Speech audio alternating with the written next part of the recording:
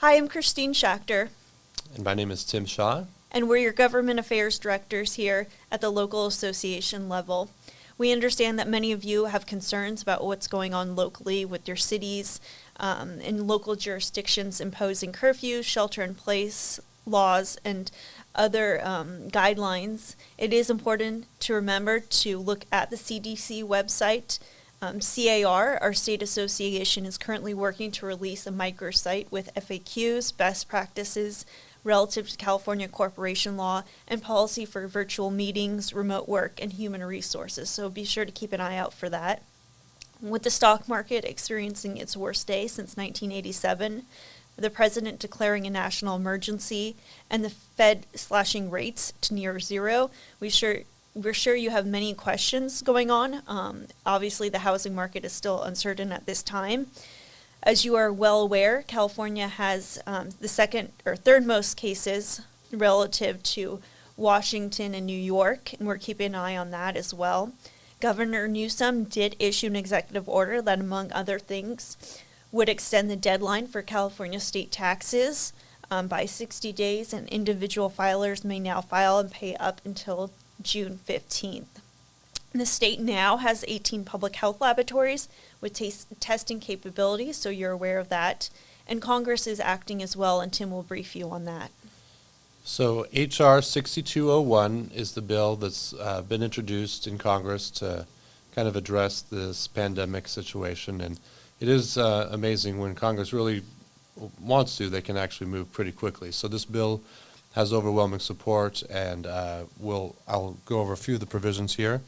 So related to the Emergency Family and Medical Leave Act, this bill will allow up to 12 weeks for certain virus-related medical leaves situations through the end of the year, through the end of 2020. It covers employees at businesses with fewer than 500 employees, provides a refundable tax credit for eligible self-employed individuals equal to their qualified family leave equivalent, and then provides employers with a refundable tax credit equal to certain family leave wages paid to employees. And Tim, that FMLA expansion covers those between 50 and 500 employees, correct? So if you're within that range, the 50 to 500. Okay, 50 to 500. Paid sick leave expansion mirrors a lot of those provisions. It allows 2 weeks of certain virus-related paid sick leave through the end of 2020 as well.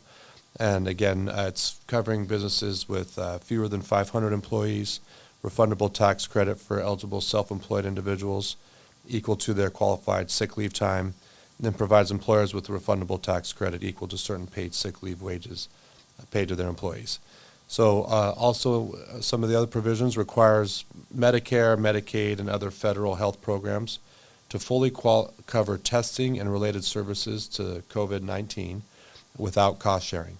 It increases funding to Medicaid to help cover uninsured populations, provides additional funds for certain programs aiding elderly Americans, increases funding for emergency transfers to state unemployment programs, and increased flexibility for states to modify unemployment policies based on effects of COVID-19, such as waived work search requirements. So those other requirements that normally would apply. So this is some of the bills or provisions in the bill we're just kind of learning about, but I would expect Congress probably will move this through pretty quickly, and we'll see those provisions become law soon.